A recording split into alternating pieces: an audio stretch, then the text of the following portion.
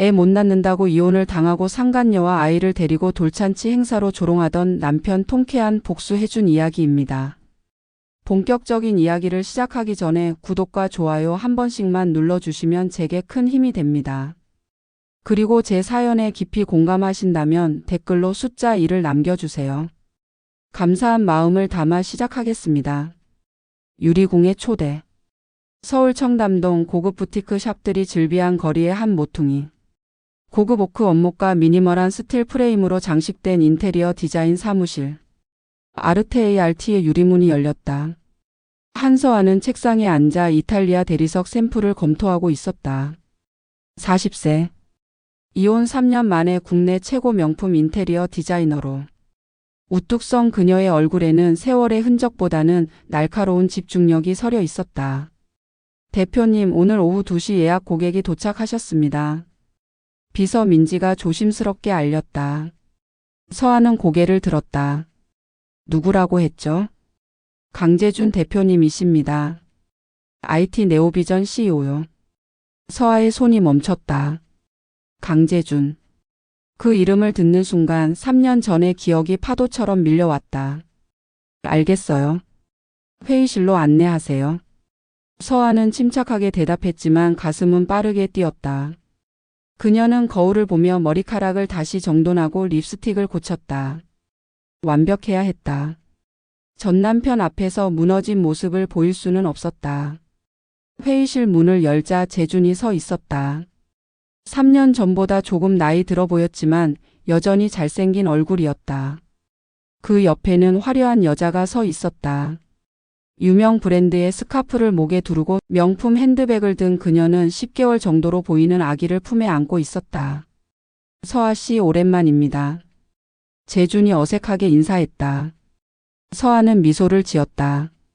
완벽하고 차가운 미소였다. 네, 강 대표님. 오랜만이네요. 제 아내 이해나입니다. 그리고 이 아이는 우리 딸 이솔이에요. 해나가 앞으로 나서며 손을 내밀었다. 그녀는 30대 초반으로 보였고 소셜미디어에서 본 얼굴이었다. 유명 인플루언서였다. 안녕하세요, 서아 씨. 소문 많이 들었어요. 업계 최고시라면서요? 해나의 목소리에는 은근한 우월감이 묻어 있었다. 서아는 그 뉘앙스를 놓치지 않았다. 과찬이십니다. 앉으시죠. 세 사람이 테이블에 앉았다. 이소리는 해나의 품에서 눈을 끔벅이며 서아를 쳐다봤다. 천진난만한 아기의 눈빛이었다. 어떤 프로젝트로 오셨는지 여쭤봐도 될까요? 서아가 공손하게 물었다.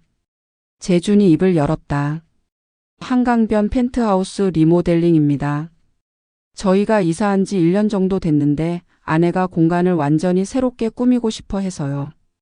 특별히 저희 사무실을 선택하신 이유가 있으신가요? 서아는 재준의 눈을 똑바로 쳐다봤다. 재준은 잠시 시선을 피했다. 업계에서 서아 씨 감각이 최고라고 들었어요. 그리고 믿을 수 있는 분이니까요. 믿을 수 있다니. 서아는 쓴 웃음을 지를 뻔했지만 참았다. 해나가 끼어들었다. 사실 다음 달이 우리 이솔이 돌잔치거든요. 돌잔치 끝나고 바로 집을 완전히 바꾸고 싶어요. 새로운 시작을 위해서요. 축하드립니다. 돌잔치 준비도 하시느라 바쁘시겠네요. 맞아요. 호텔 연회장 예약했어요. 200명 정도 초대할 거예요. 제가 SNS에 올릴 사진도 완벽해야 하잖아요. 해나는 자랑스럽게 말했다. 서아는 고개를 끄덕이며 노트북을 열었다. 그럼 현재 댁의 도면과 사진을 보내주시면 제가 초안을 작성해 드릴게요. 선호하시는 스타일이 있으신가요? 모던하면서도 따뜻한 느낌이요.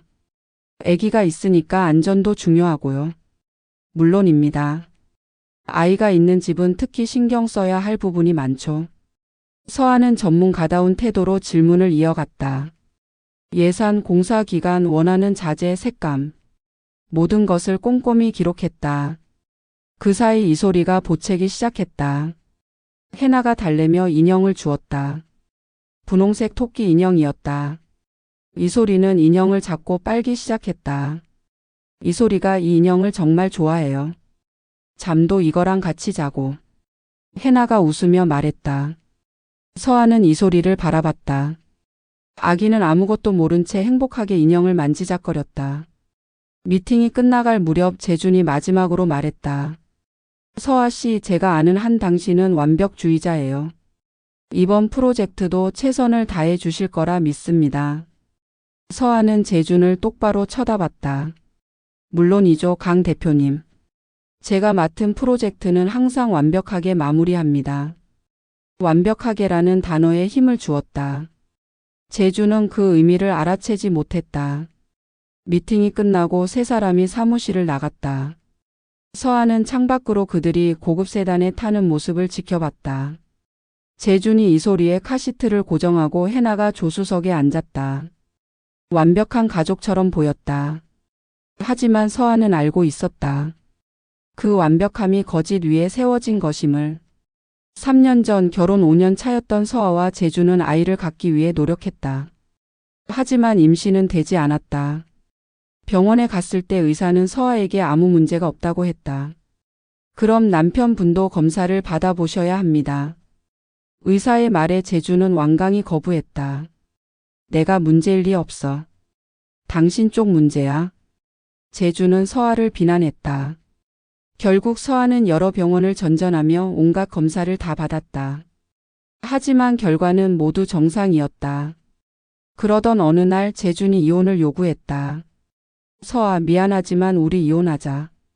나는 아이를 가질 수 없는 여자와 살 수 없어. 당신도 검사 받아봐요. 문제가 당신한테 있을 수도 있잖아요. 나는 아무 문제 없어. 내가 문제야. 싸움은 격렬했고 결국 이혼으로 이어졌다.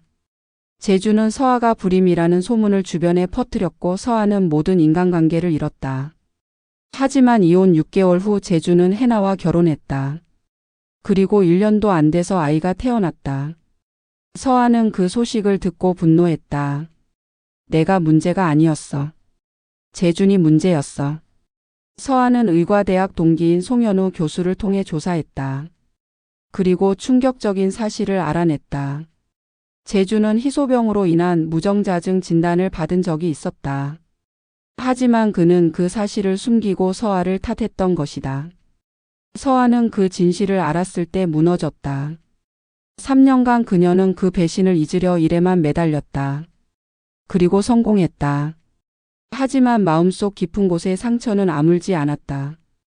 그런 재준이 지금 아기를 안고 그녀 앞에 나타났다. 어떻게 아이를 가진 거지? 시험관 아기? 아니면? 서아는 의문이 들었다. 무정자증인 재준이 자연 임신으로 아이를 가질 확률은 거의 제로였다. 서아는 책상 위에 놓인 서류를 정리하다가 바닥에 떨어진 작은 보풀 조각을 발견했다. 이소리의 토끼 인형에서 떨어진 것 같았다. 서아는 그 보풀을 조심스럽게 집어들었다. 그리고 비닐봉투에 넣어 서랍에 보관했다.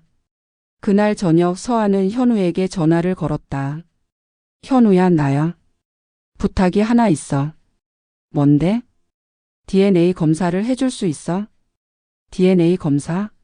갑자기 왜? 서아는 잠시 침묵했다가 말했다. 강재준 말이야. 그 사람이 아기를 데리고 내 사무실에 왔어. 현우는 숨을 들이켰다.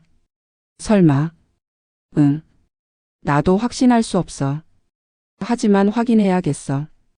재준은 무정자증이었잖아. 그런데 어떻게 아이가 있을 수 있어?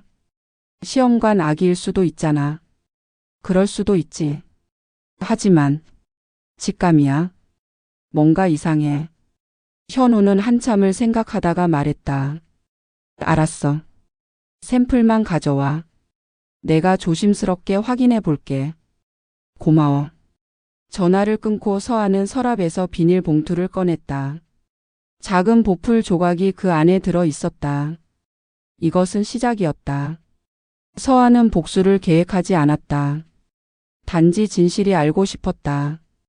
하지만 진실은 때때로 복수보다 더 강력한 무기가 된다.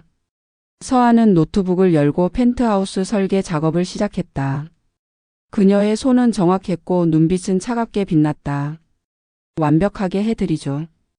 당신들의 거짓 궁전을 완벽하게. 서하는 속으로 중얼거렸다.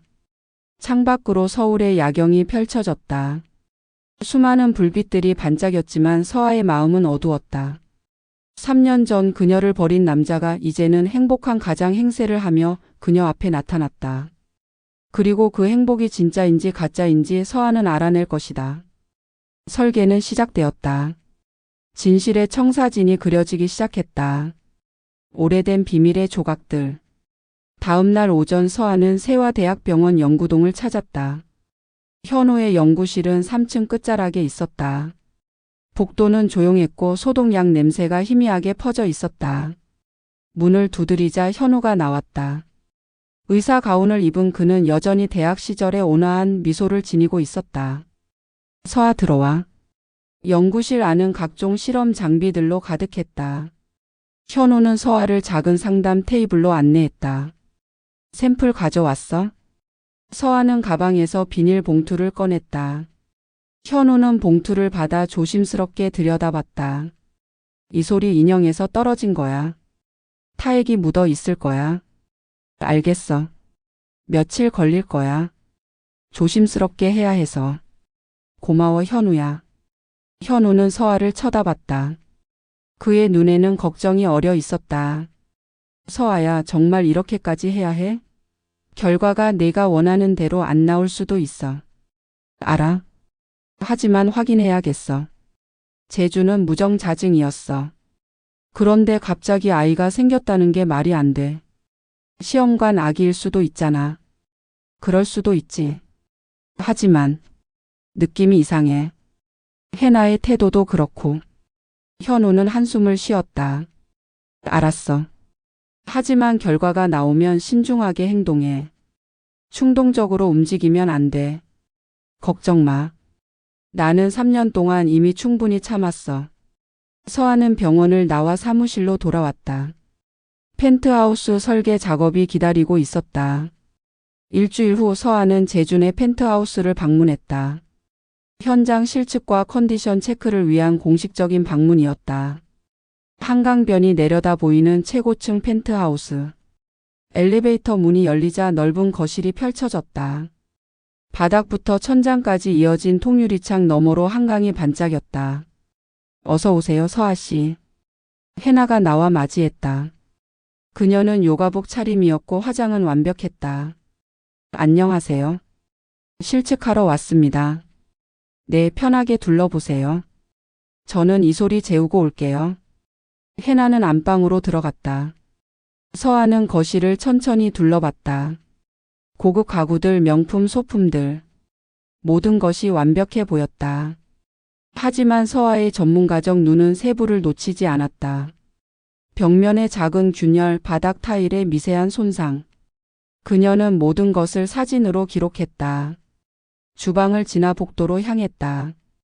왼쪽은 안방, 오른쪽은 아이 방이었다. 서하는 조심스럽게 아이 방 문을 열었다. 이소리가 유아용 침대에서 자고 있었다. 천사 같은 얼굴이었다. 서하는 잠시 그 모습을 바라봤다. 복잡한 감정이 밀려왔다. 이 아이는 정말 재준의 딸일까? 침대 옆 탁자에는 여러 장난감이 놓여 있었다. 그 중에는 지난번 본 분홍 토끼 인형도 있었다. 그리고 이소리가 빨고 있는 유기농 치발기도 있었다. 서하는 주변을 살폈다. 해나는 아직 안방에 있었다. 서하는 빠르게 치발기를 집어 비닐봉투에 넣었다. 그리고 가방에 숨겼다. 심장이 빠르게 뛰었다. 하지만 서하는 침착했다. 그녀는 다시 거실로 돌아와 측정 작업을 계속했다. 해나가 나왔다. 다 보셨어요? 네, 대충 파악했습니다. 설계안 나오면 연락드릴게요. 좋아요. 기대할게요. 서하는 펜트하우스를 나와 차에 올랐다. 손이 떨렸다. 그녀는 가방에서 비닐봉투를 꺼내 확인했다. 치발기가 그 안에 들어 있었다. 즉시 현우에게 전화를 걸었다. 현우야, 나야. 두 번째 샘플 확보했어. 뭐? 또? 응. 이번에는 치발기야. 확실히 타액이 묻어 있을 거야. 현우는 한숨을 쉬었다. 서아야, 너 정말. 걱정 마. 아무도 몰라. 가져갈게. 서아는 즉시 병원으로 향했다. 사흘 후 현우에게서 전화가 왔다. 저녁 9시였다. 서아 결과 나왔어. 서아는 숨을 멈췄다. 어떻게 나왔어? 직접 와봐. 전화로 말하기 힘들어. 서아는 곧바로 병원으로 달려갔다. 야간이라 연구동은 거의 비어 있었다.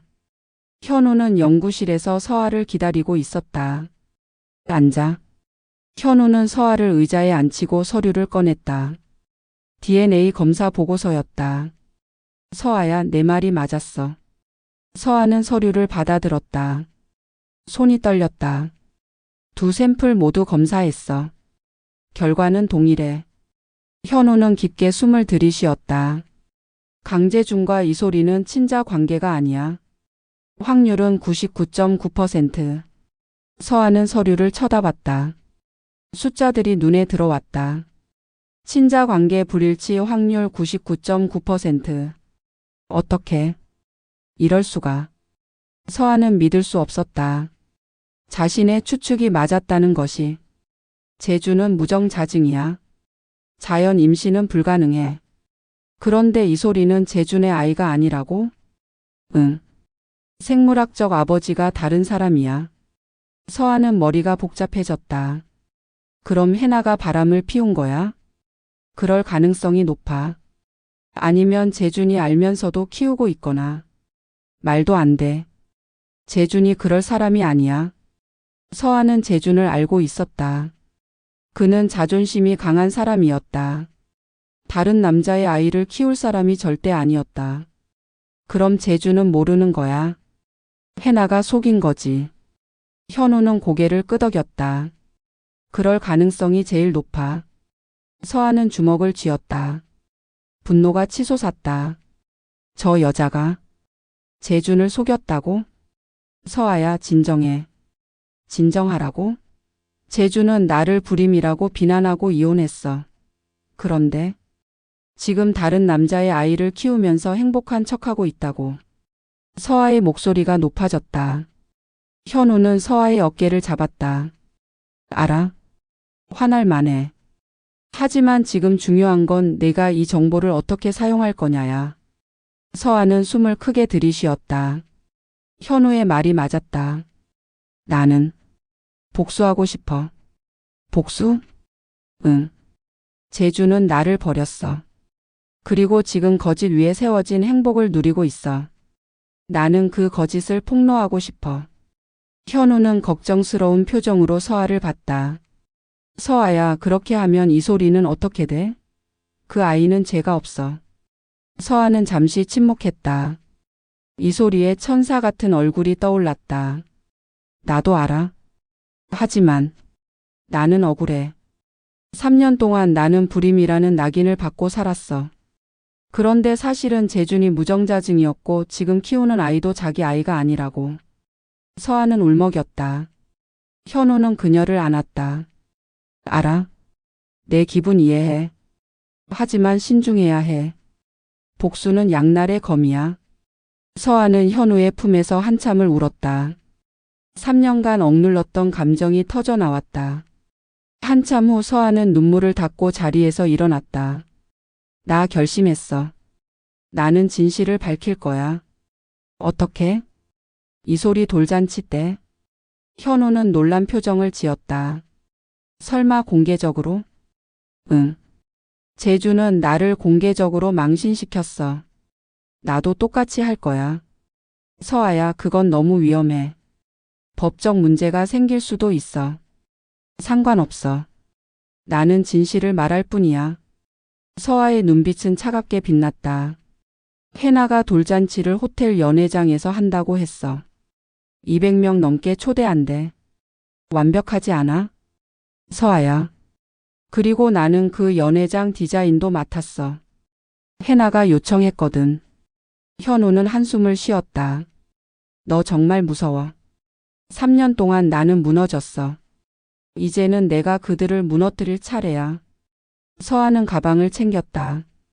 DNA 보고서 사본 좀 줄 수 있어? 서아야, 이건 불법으로 얻은 샘플이야. 법적 효력이 없어. 알아. 하지만 진실은 진실이야. 현우는 망설이다가 서류를 복사해 서아에게 건넸다. 제발 신중하게 해. 고마워 현우야. 너 없었으면 못했을 거야. 서아는 병원을 나와 차에 올랐다. 그녀는 DNA 보고서를 보며 생각했다. 재준, 당신은 나를 버렸어. 그리고 지금 거짓된 행복을 살고 있지. 하지만 곧 모든 게 무너질 거야. 서아는 차를 몰고 사무실로 향했다. 그녀는 이제 두 가지 설계를 동시에 진행해야 했다. 하나는 펜트하우스 리모델링 설계. 또 하나는 복수의 청사진. 사무실에 도착한 서아는 노트북을 열었다. 그녀는 돌잔치 연회장 디자인 폴더를 만들었다. 완벽한 무대를 만들어 줄게.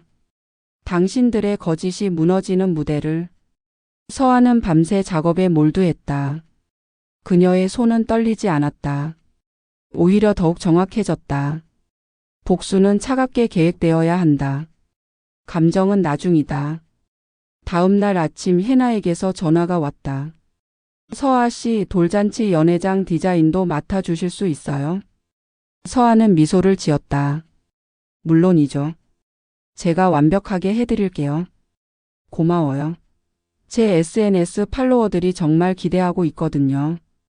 걱정 마세요. 모두가 잊지 못할 돌잔치가 될 거예요. 서아의 말에는 이중적 의미가 담겨 있었다. 하지만 해나는 알아채지 못했다. 전화를 끊고 서아는 창밖을 바라봤다. 이제 시작이야. 복수의 청사진이 완성되어 가고 있었다. 완벽한 무대. 이소리의 돌잔치는 3주 후로 정해졌다. 서울 강남의 최고급 호텔 그랜드 팰리스 크리스탈 홀에서 열리기로 했다. 서아는 현장 답사를 위해 호텔을 찾았다. 크리스탈 홀은 200명을 수용할 수 있는 웅장한 공간이었다. 천장에는 화려한 샹들리에가 걸려 있었고 한쪽 벽면은 통유리로 되어 있어 서울 시내가 한눈에 보였다. 여기가 메인 무대고 저기가 식사 공간입니다. 호텔 이벤트 팀장이 설명했다. 서아는 공간을 천천히 둘러보며 머릿속으로 계산했다. 메인 무대에 대형 스크린 설치 가능한가요? 네, 물론입니다. 몇 인치로 하시겠습니까? 가장 큰 걸로요. 모든 하객이 선명하게 볼 수 있어야 합니다. 서아는 노트북을 열어 초안을 보여줬다. 화려한 꽃 장식, 파스텔톤 풍선 아치, 그리고 중앙에 대형 스크린. 성장 영상을 상영할 거예요. 이소리가 태어나서 지금까지의 모습을요. 아름답네요. 손님들이 정말 좋아하실 것 같아요. 서아는 미소를 지었다. 하지만 그 미소는 차갑고 계산적이었다. 사무실로 돌아온 서아는 본격적인 작업에 들어갔다. 그녀는 해나에게서 받은 이소리의 사진과 영상을 정리했다. 감동적인 영상 만들어 주세요. 제 팔로워들이 울 정도로요. 해나는 그렇게 요청했다. 서아는 전문 영상 편집자를 고용해 15분짜리 성장 영상을 제작했다. 이소리가 태어나던 날 첫 미소, 첫 발걸음. 모든 순간이 아름답게 편집되었다. 배경 음악은 감성적인 피아노 선율이었다. 하지만 서아는 영상 마지막에 특별한 장치를 숨겨두었다. 15분 30초 시점에 자동으로 재생될 추가 영상이었다. 그 영상에는 두 가지 문서가 포함되어 있었다. 첫 번째, 강재준의 무정자증 진단 기록. 두 번째, 이소리와 재준의 DNA 불일치 결과. 서아는 문서들을 스캔해서 영상에 삽입했다. 그리고 자막을 추가했다. 이 아이의 생물학적 아버지는 강재준이 아닙니다. 서아는 완성된 영상을 여러 번 확인했다. 15분까지는 감동적인 가족 이야기, 그 후는 충격적인 진실 폭로. 완벽했다. 하지만 서아의 마음 한편에는 불안이 자리 잡았다. 정말 이렇게 해야 할까? 이소리는 무슨 죄인가? 서아는 현우에게 전화를 걸었다. 현우야, 나 지금 뭐 하는 것 같아? 왜? 후회되니? 아니, 후회는 아니고 그냥 이게 맞나 싶어서. 현우는 한참 침묵했다. 서아야, 솔직히 말할게. 나는 내가 이렇게까지 하는 게 옳다고 생각하지 않아. 재준이 너한테 잘못한 건 맞아. 하지만 이소리는? 그 아이는 아무것도 모르잖아. 내가 진실을 폭로하면 그 아이의 인생도 망가져. 나도 알아. 하지만 나는 억울해. 3년 동안 나는 알아. 내가 얼마나 고통스러웠는지 알아. 하지만 복수가 너를 행복하게 해줄까? 서아는 대답하지 못했다. 생각해봐. 진짜로 원하는 게 뭔지. 전화를 끊고 서아는 오랫동안 창밖을 바라봤다. 그녀가 진짜 원하는 게 뭘까? 복수? 아니면 인정? 사실 서아가 원한 것은 간단했다. 당신이 잘못했어라는 재준의 사과 한마디. 그리고 당신은 불임이 아니었어라는 세상의 인정. 하지만 그것을 얻기 위해 이렇게까지 해야 하는가? 2주일 후 돌잔치 리허설이 있었다. 서아는 호텔에 가서 모든 것을 점검했다. 꽃 장식은 완벽했다. 생화로 만든 아치가 입구를 장식했고 테이블마다 작은 꽃다발이 놓여 있었다. 풍선 장식도 화려했다. 파스텔 핑크와 화이트 풍선들이 천장에 매달려 있었다. 그리고 메인 무대.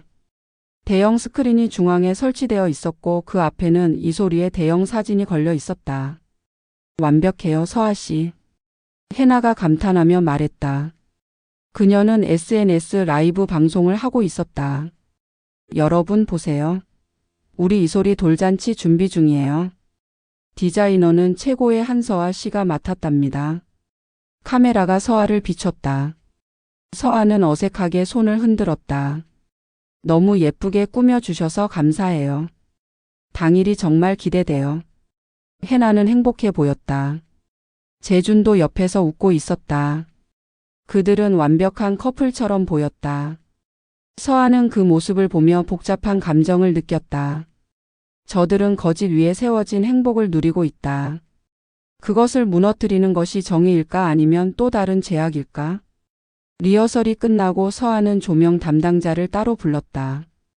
영상 상영 타이밍을 정확히 맞춰주세요. 15분 30초에 자동으로 다음 파트가 재생돼야 해요. 알겠습니다. 확인했습니다. 서아는 리모컨을 받았다. 만약의 경우를 대비한 수동 조작 장치였다. 혹시 자동 재생이 안 되면 제가 직접 이 버튼을 누를게요. 네, 하지만 자동으로 잘 될 겁니다. 서아는 리모컨을 가방에 넣었다.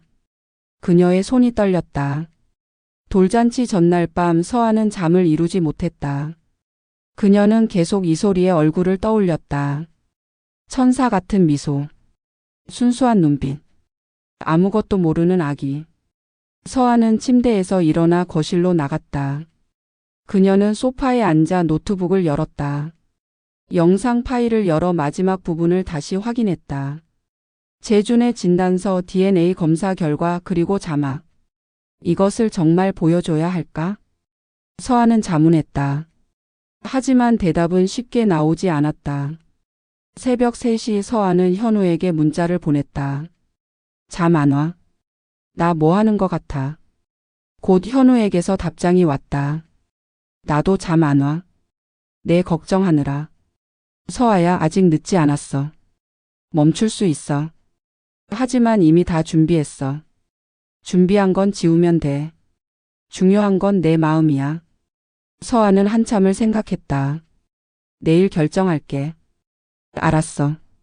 어떤 결정을 하든 내가 곁에 있을게. 문자를 확인하고 서아는 노트북을 덮었다. 돌잔치 당일 아침 서아는 일찍 일어나 샤워를 했다. 그녀는 검은색 원피스를 입고 최소한의 화장을 했다. 거울 속에 자신을 바라봤다. 40세의 여자. 3년 전 모든 것을 잃었던 여자. 그리고 지금 복수의 칼을 쥔 여자. 나는 왜 이렇게까지 하려는 걸까? 서아는 거울 속 자신에게 물었다. 하지만 대답은 명확하지 않았다. 오후 2시 서아는 호텔에 도착했다. 하객들이 하나둘 모여들고 있었다. 화려한 옷을 입은 사람들, 고급 선물을 든 사람들. 해나는 입구에서 하객들을 맞이하고 있었다. 그녀는 디자이너 드레스를 입고 완벽한 미소를 짓고 있었다. 제주는 이소리를 안고 있었다. 아기는 예쁜 한복을 입고 있었다. 서아 씨, 와주셔서 감사해요. 해나가 서아를 발견하고 다가왔다. 오늘 정말 완벽해요. 다 서아 씨 덕분이에요. 천만에요. 축하드립니다. 서아는 이소리를 바라봤다. 아기는 서아를 보고 웃었다. 무방비한 순수한 웃음이었다. 그 순간 서아의 가슴이 아팠다. 이 아이는 정말 죄가 없어. 서아는 회의실로 가서 마지막 점검을 했다. 영상 파일, 스크린, 조명, 음향. 모든 것이 준비되어 있었다. 그녀는 가방에서 리모컨을 꺼냈다. 작은 검은색 리모컨. 이 버튼 하나로 모든 것이 결정될 것이다. 오후 3시 돌잔치가 시작되었다. 사회자의 멘트, 하객들의 축하 인사, 식사 시간. 모든 것이 계획대로 진행되었다. 그리고 마침내 성장 영상 상영 시간이 되었다. 이제 이소리의 소중한 순간들을 담은 영상을 보시겠습니다. 사회자의 말과 함께 조명이 꺼졌다. 대형 스크린에 영상이 재생되기 시작했다. 이소리가 태어나던 날. 병원에서 처음 아는 모습. 해나의 행복한 얼굴, 재준의 감동한 표정. 하객들은 감탄하며 영상을 지켜봤다. 첫 미소, 첫 뒤집기, 첫 기어다니기. 모든 순간이 사랑스러웠다. 서아는 무대 옆에 서서 영상을 봤다. 그녀의 손은 가방 속 리모컨을 쥐고 있었다. 10분이 지났다. 12분. 14분. 영상은 이제 거의 끝나가고 있었다. 이소리의 최근 모습들. 웃는 얼굴, 노는 모습. 15분 20초. 서아는 리모컨의 버튼에 손가락을 올렸다.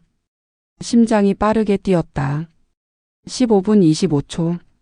하객들은 눈물을 흘리며 영상을 보고 있었다. 해나도 울고 있었다. 제주는 이소리를 꼭 안고 있었다. 15분 30초. 바로 지금이었다. 서아가 버튼을 누르면 다음 영상이 재생될 것이다. 재준의 진단서, DNA 검사 결과, 그리고 충격적인 진실. 서아의 손가락이 떨렸다. 하지만 그 순간 재준이 갑자기 자리에서 일어났다. 잠깐만요. 그가 마이크를 잡았다. 영상이 일시 정지되었다. 여러분, 영상 보시기 전에 제가 한 말씀 드리고 싶습니다. 하객들이 재준을 쳐다봤다. 사실 저희에게 기쁜 소식이 하나 더 있습니다. 재준은 해나를 바라봤다. 해나가 웃으며 일어났다. 이소리에게 곧 동생이 생깁니다. 환호성이 터져 나왔다. 하객들이 박수를 쳤다. 서아는 충격을 받았다. 해나가 또 임신했다고? 그리고 그 순간 서아는 깨달았다. 만약 자신이 지금 진실을 폭로하면 해나뿐 아니라 뱃속의 아기에게도 영향을 미칠 것이다. 서아는 손가락을 멈췄다. 동시에 그녀의 휴대폰이 진동했다. 익명의 문자였다. 진짜 아빠는 김태성. IT 업계 경쟁사 대표. 해나는 임신했을 때 재준의 무정자증을 알았지만 결혼해서 체면을 지키려 했다. 증거 있음. 서아는 문자를 읽으며 경악했다. 이야기는 그녀가 생각했던 것보다 훨씬 더 복잡했다. 멈춰선 손가락. 재준의 발표 후 장례는 축하 분위기로 가득했다.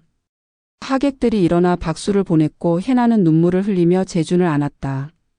이소리는 아빠 품에서 웃고 있었다. 서아는 무대 옆에 서서 그 광경을 지켜봤다. 손은 여전히 리모컨을 쥐고 있었다. 버튼을 누르기만 하면 모든 것이 무너질 것이다. 하지만 서아는 멈춰섰다. 휴대폰의 익명 문자를 다시 확인했다. 진짜 아빠는 김태성. 그리고 증거가 있다고 했다. 서아는 혼란스러웠다. 상황이 그녀가 생각했던 것보다 훨씬 복잡했다. 해나는 재준의 무정자증을 알면서도 결혼했다는 것인가? 그렇다면 처음부터 계획된 거짓이었다는 말인가? 영상이 다시 재생되기 시작했다. 마지막 장면들이 스크린에 흘러갔다. 이소리의 행복한 얼굴, 가족의 웃음. 15분 30초가 지났다. 자동 재생 시점이었다. 하지만 서아는 수동 버튼을 누르지 않았다. 영상은 예정된 엔딩으로 끝났다. 이소라 사랑해. 건강하게 자라렴. 재준과 해나의 음성이 흘러나왔다. 하객들이 박수를 쳤다. 조명이 다시 켜졌다. 서아는 리모컨을 가방에 넣었다. 손이 땀으로 젖어 있었다. 나는 왜 멈췄을까? 서아는 스스로에게 물었다. 이 소리 때문인가? 뱃속의 아기 때문인가? 아니면 마지막 순간에 양심이 작동한 것인가? 돌잔치가 끝나고 하객들이 하나둘 떠났다. 해나는 피곤한 표정으로 이 소리를 달래고 있었다. 재주는 지인들과 인사를 나누고 있었다. 서아는 조용히 짐을 챙겼다. 장식팀과 조명팀에게 마무리를 지시하고 영상 파일을 삭제했다. 모든 파일 완전히 지워주세요. 백업도 없애고요. 네, 알겠습니다. 서아는 호텔을 나와 차에 올랐다. 그녀는 한참을 그대로 앉아 있었다. 현우에게서 전화가 왔다. 서아야, 어떻게 됐어? 안 했어. 뭐? 폭로 안 했어. 마지막 순간에 멈췄어. 현우는 안도의 한숨을 쉬었다. 잘했어, 서아야. 정말 잘했어. 잘한 걸까? 나는 모르겠어. 그래, 잘한 거야. 넌 옳은 선택을 한 거야. 서아는 눈물이 흘렀다. 그런데 현우야, 나 이상한 문자를 받았어. 무슨 문자? 서아는 익명 문자의 내용을 읽어줬다. 현우는 놀란 듯 침묵했다. 김태성? IT 업계 사람? 응, 재준의 경쟁사 대표야. 내가 알기로는 둘이 사이가 안 좋아. 그럼 해나가? 응. 경쟁사 대표와 바람을 피운 거지. 그리고 임신했고. 하지만 재준과 결혼한 거야. 왜? 체면 때문이겠지. 미혼모가 되기 싫었을 거야. 그리고 재준은 무정자증이니까 완벽한 타깃이었겠지. 현우는 한숨을 쉬었다. 이거 정말 복잡하다. 나도 그래. 그래서 멈춘 거야. 이건 내가 알던 것보다 훨씬 더 복잡한 문제야. 그럼 이제 어떻게 할 거야? 서아는 잠시 생각했다. 확인해야겠어. 진실을. 일주일 후 서아는 재준과 해나를 자신의 사무실로 불렀다. 펜트하우스 설계안 최종 확인이라는 명목이었다. 오후 2시 두 사람이 도착했다. 이번에는 이소리를 데려오지 않았다. 앉으세요. 서아는 차분하게 말했다. 재준과 해나가 소파에 앉았다. 설계안 완성됐습니다. 서아는 노트북을 돌려 보여줬다. 화면에는 펜트하우스의 3D 모델링이 떠 있었다. 와, 정말 멋있어요. 해나가 감탄했다. 재준도 고개를 끄덕였다. 역시 서아 씨네요. 완벽합니다. 서아는 미소를 지었다. 그리고 노트북을 닫았다. 그런데 오늘 두 분을 부른 이유가 하나 더 있습니다. 네? 재준과 해나가 의아한 표정을 지었다. 서아는 서랍에서 2개의 서류 봉투를 꺼냈다. 그리고 테이블 위에 놓았다. 이게 뭔가요? 해나가 물었다. 서아는 첫 번째 봉투를 밀어냈다. 강 대표님, 이것 좀 확인해 보시겠어요? 재준이 봉투를 열었다. 그리고 서류를 꺼내 읽기 시작했다. 순간 그의 얼굴이 창백해졌다. 이건 DNA 검사 결과였다. 강재준과 이소리의 친자 관계 불일치. 무슨 장난이에요? 재준이 떨리는 목소리로 물었다. 장난이 아닙니다. 이것은 이소리의 DNA 검사 결과입니다. 해나의 얼굴도 새하얘졌다. 당신이 무슨 권리로? 권리 없습니다. 하지만 진실은 진실입니다. 서아는 두 번째 봉투를 해나 앞으로 밀었다. 이건 뭐예요? 해나는 봉투를 열지 않았다. 서아가 대신 꺼내줬다. 김태성 씨와 당신의 문자 기록입니다. 그리고 호텔 영상 자료도 있네요. 해나는 서류를 보고 숨이 막혔다. 이건 어디서? 익명으로 받았습니다. 정확히 누가 보낸 건지는 모르겠네요. 재주는 해나를 쳐다봤다. 해나야, 이게 무슨 소리야? 김태성이라니? 해나는 대답하지 못했다. 그녀는 고개를 떨구고 울기 시작했다. 미안해요. 미안해. 재주는 자리에서 벌떡 일어났다. 이 소리가 내 딸이 아니라고? 재준 씨, 대답해. 이 소리가 내 딸이 아니냐고. 재준의 목소리가 높아졌다. 해나는 울면서 고개를 끄덕였다. 미안해요. 나는 어쩔 수 없었어요. 재준은 무너졌다. 그는 소파에 주저앉으며 머리를 감쌌다. 서아는 두 사람을 조용히 지켜봤다. 그녀의 마음은 복잡했다. 복수를 한 것 같기도 하고 하지 않은 것 같기도 했다. 한참 후 재준이 입을 열었다.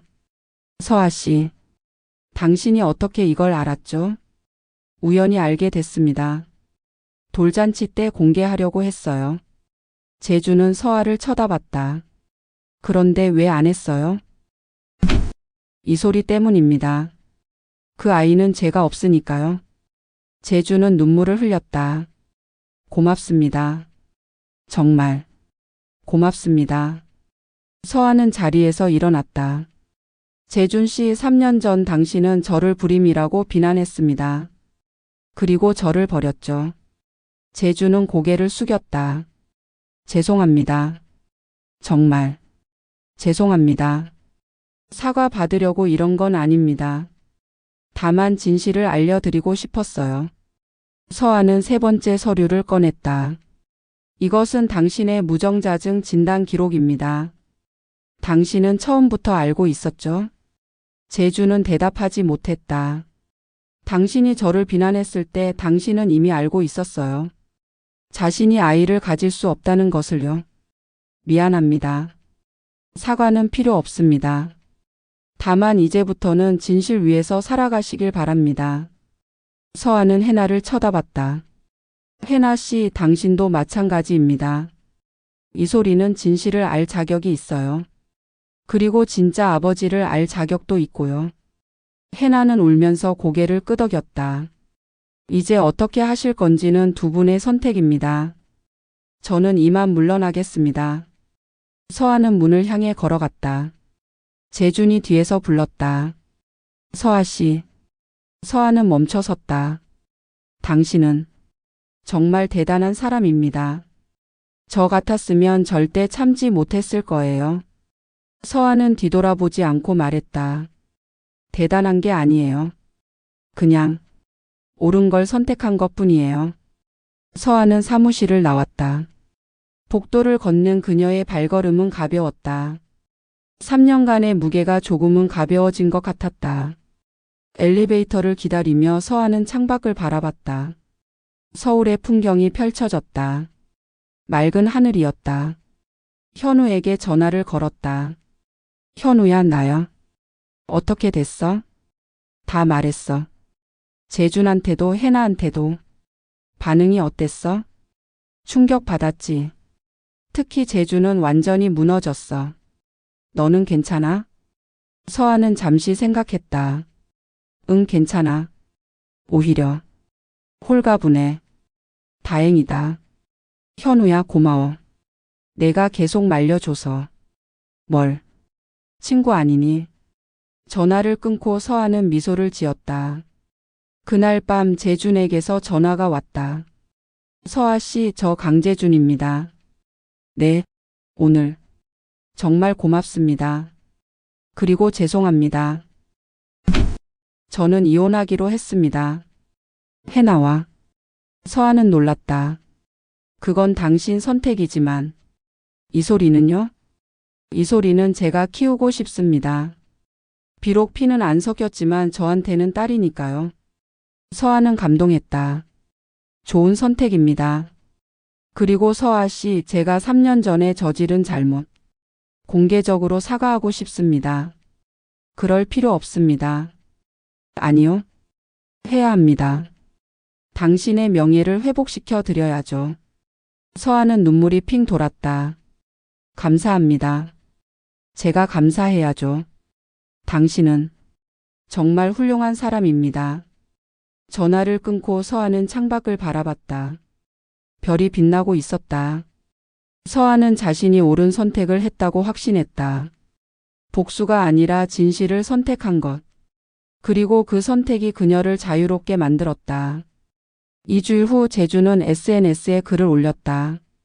3년 전 저는 제 아내에게 큰 잘못을 저질렀습니다. 제 무능력을 그녀의 탓으로 돌렸고 그녀의 명예를 훼손했습니다. 이 자리를 빌어 진심으로 사과드립니다. 한서아 씨 정말 죄송합니다. 글은 빠르게 퍼졌다. 서아는 수많은 응원 메시지를 받았다. 역시 서아 대표님은 멋진 분이셨네요. 진실은 언젠가 드러나는군요. 응원합니다. 서아는 그 메시지들을 보며 미소를 지었다. 마침내 그녀의 명예가 회복되었다. 그리고 그것은 복수가 아니라 진실의 힘이었다. 진실의 재설계. 재준의 공개 사과 후 6개월이 지났다. 서아의 사무실 아르테는 이전보다 더 많은 의뢰를 받게 되었다. 사람들은 그녀의 전문성뿐 아니라 그녀의 인격도 존경했다. 서아 대표님 이번 주 스케줄입니다. 민지가 태블릿을 들고 들어왔다. 서아는 미소를 지으며 받았다. 고마워요 민지 씨. 오늘 오후 미팅은? 아동복지시설 희망의 집 관계자분들이십니다. 새 건물 인테리어 의뢰시래요. 아 맞다. 준비 다 됐나요? 네, 회의실에 샘플 자재들 준비해뒀습니다. 서아는 고개를 끄덕였다. 최근 그녀는 명품 인테리어보다 공공 프로젝트에 더 관심을 갖게 되었다. 아동복지시설, 노인요양원, 장애인센터. 진짜 도움이 필요한 곳에 그녀의 재능을 쓰고 싶었다. 오후 3시 희망의 집 원장과 직원들이 도착했다. 서아 대표님 뵙게 되어 영광입니다. 아니에요. 제가 더 영광입니다. 좋은 일에 동참할 수 있어서요. 서아는 진심으로 말했다. 그녀는 설계안을 펼쳐 보였다. 아이들이 안전하고 편안하게 지낼 수 있는 공간을 만들고 싶었습니다. 둥근 모서리, 밝은 색상 그리고 자연 채광을 최대한 활용했어요. 원장은 감동한 표정으로 설계안을 들여다봤다. 정말 아름답네요. 아이들이 정말 좋아하겠어요. 그리고 비용은 원가로만 받겠습니다. 디자인 비용은 제가 기부하는 거예요. 정말요? 너무 감사합니다. 미팅이 끝나고 서아는 창밖을 바라봤다. 봄이 오고 있었다. 나뭇가지에 새싹이 돋고 있었다. 문득 이 소리가 생각났다. 그 아이는 지금 어떻게 지내고 있을까? 재준에게서 가끔 연락이 왔다. 근황을 알려주는 짧은 문자들이었다. 이 소리가 걷기 시작했어요. 이 소리가 아빠라고 불렀어요. 이 소리와 동물원에 다녀왔어요. 서아는 그 문자들을 보며 미소를 지었다. 재준은 좋은 아버지가 되어가고 있었다. 그리고 해나는 이 소리의 친부인 김태성과 함께 미국으로 떠났다. 뱃속의 아기와 함께. 재준은 이 소리의 양육권을 가졌고 해나는 정기적으로 이 소리를 만날 수 있도록 합의했다. 복잡했지만 그들은 각자의 방식으로 진실과 마주하고 있었다. 어느 날 저녁 현우가 서아의 사무실을 찾았다. 깜짝 방문이네. 응, 저녁 같이 먹자고 하려고. 두 사람은 근처 이탈리안 레스토랑으로 갔다. 조용하고 아늑한 분위기였다. 요즘 잘 지내는 것 같아 보여. 현우가 와인을 따르며 말했다. 서아는 고개를 끄덕였다. 응, 요즘 진짜 좋아. 일도 재미있고 마음도 편해. 다행이다. 3년 전 너를 생각하면 정말 많이 변했어. 서아는 웃었다. 그때는 정말 힘들었지. 세상이 다 무너진 것 같았어. 근데 이겨냈잖아. 너 덕분이야, 현우야. 내가 없었으면 못 이겨냈을 거야. 현우는 서아를 바라봤다. 그의 눈에는 특별한 감정이 어려 있었다. 서아야, 나 할 말이 있어. 응? 나는 너를 좋아해. 친구 이상으로. 서아는 놀라서 현우를 쳐다봤다. 현우는 진지했다. 오래전부터 좋아했어. 근데 내가 재준이랑 결혼하고 이혼하고 힘들어하는 모습을 보면서 말 못했어. 서아는 잠시 말을 잃었다. 현우야. 대답은 천천히 해도 돼. 나는 기다릴 수 있어. 서아는 현우의 손을 잡았다. 나도 너를 좋아해. 현우의 눈이 커졌다. 정말? 응. 근데 나는 무서웠어. 또 다시 상처받을까봐. 그래서 친구로만 지내고 싶었어. 이제는? 서아는 미소를 지었다. 이제는 괜찮을 것 같아. 너라면. 현우는 서아의 손을 꼭 잡았다. 두 사람은 마주보며 웃었다. 그날 밤 서아는 집으로 돌아가며 생각했다. 3년 전 그녀는 모든 것을 잃었다고 생각했다. 남편 명예, 미래. 하지만 지금 돌아보니 그것은 잃은 게 아니라 버린 것이었다.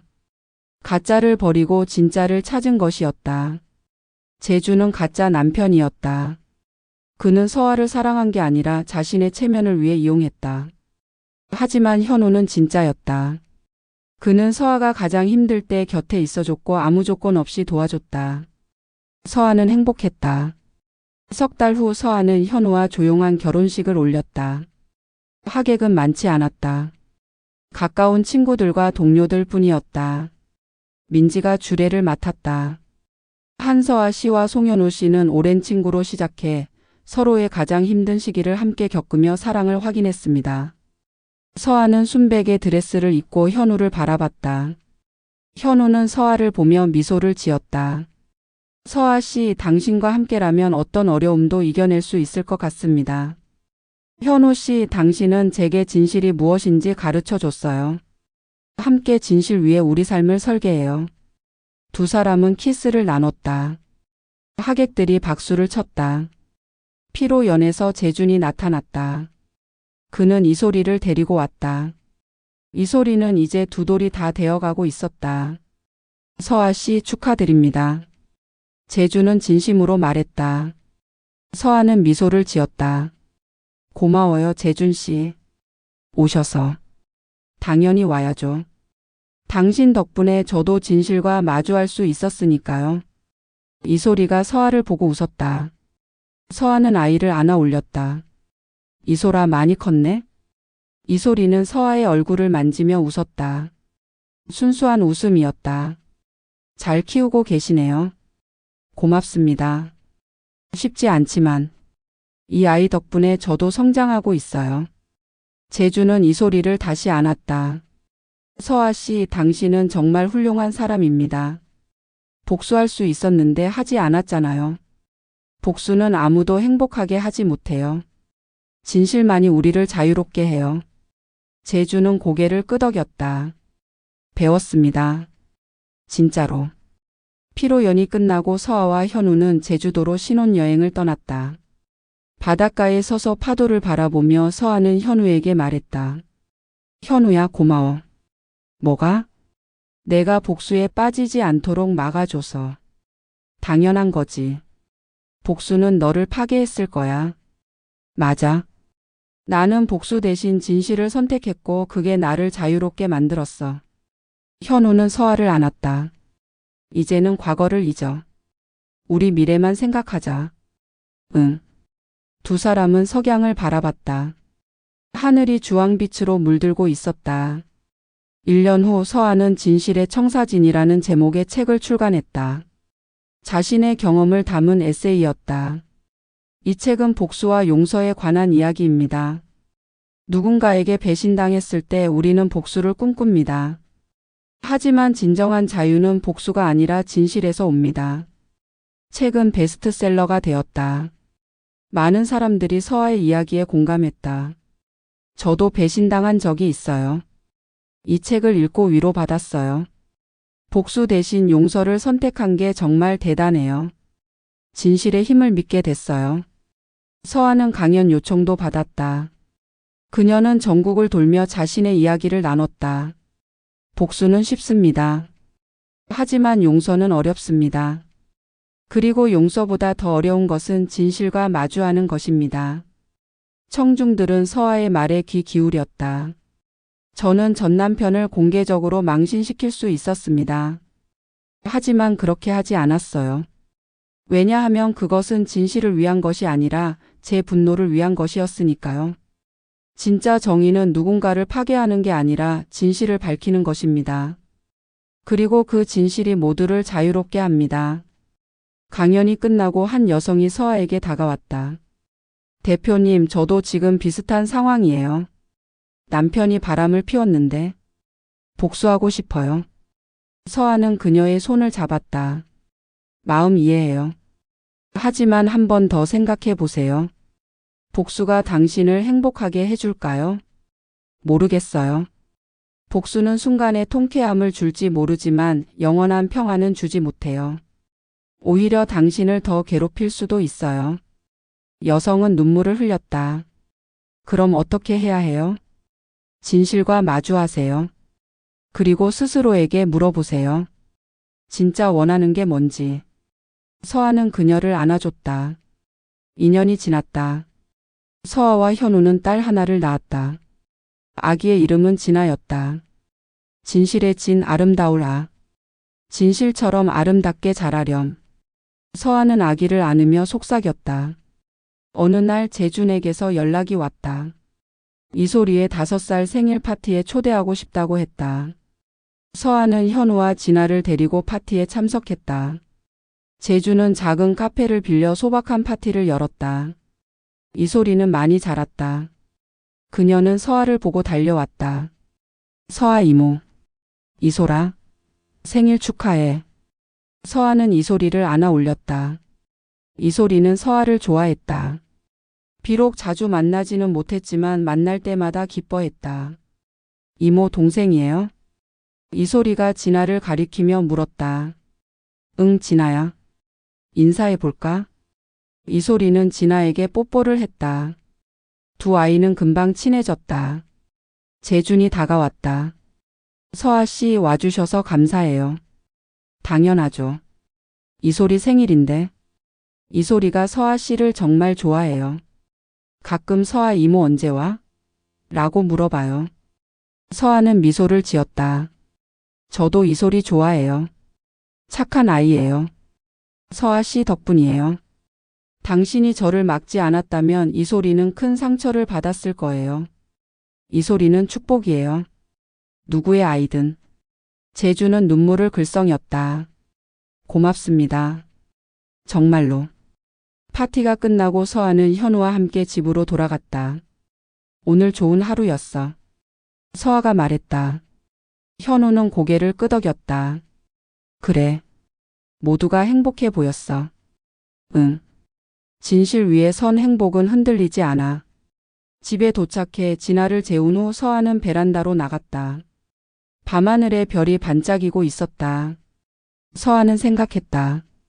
5년 전 그녀는 절망의 나락에 있었다. 하지만 지금은 행복했다. 복수를 선택하지 않았기 때문이다. 진실을 선택했기 때문이다. 그녀는 사람들에게 말하고 싶었다. 복수는 당신을 파괴합니다. 하지만 진실은 당신을 자유롭게 합니다. 분노는 일시적이지만 품격은 영원합니다. 누군가를 무너뜨리는 것보다 자신을 세우는 것이 더 큰 승리입니다. 서아는 미소를 지었다. 그녀의 인생은 이제 진실의 청사진 위에 세워져 있었다. 그리고 그 청사진은 누구도 무너뜨릴 수 없었다. 에필로그. 10년 후 서아는 국내 최고의 공공 디자인 전문가가 되었다. 그녀는 더 이상 명품 인테리어가 아니라 사회적 가치를 만드는 공간을 설계했다. 현우는 여전히 의학연구원으로 일했고 딸 진아는 초등학교 3학년이 되었다. 재주는 이소리를 잘 키웠다. 이소리는 밝고 건강한 청소년으로 자랐다. 그녀는 자신의 복잡한 가족사를 알게 되었지만 재준을 진짜 아빠로 사랑했다. 해나는 미국에서 김태성과 함께 살았다. 그녀는 정기적으로 이소리를 만났고 관계를 회복하려 노력했다. 서아는 가끔 과거를 떠올렸다. 돌잔치 날 리모컨을 쥐고 있던 그 순간. 만약 그때 버튼을 눌렀다면 모든 것이 달라졌을 것이다. 이소리는 상처받았을 것이고 제주는 완전히 무너졌을 것이며 서아 자신도 복수의 무게에 짓눌렸을 것이다. 하지만 서아는 멈췄다. 그리고 그 선택이 모두를 구했다. 진실은 때때로 고통스럽다. 하지만 거짓보다는 낫다. 서아는 그것을 평생 믿으며 살았다. 그리고 그 믿음이 그녀를 진정한 승리자로 만들었다.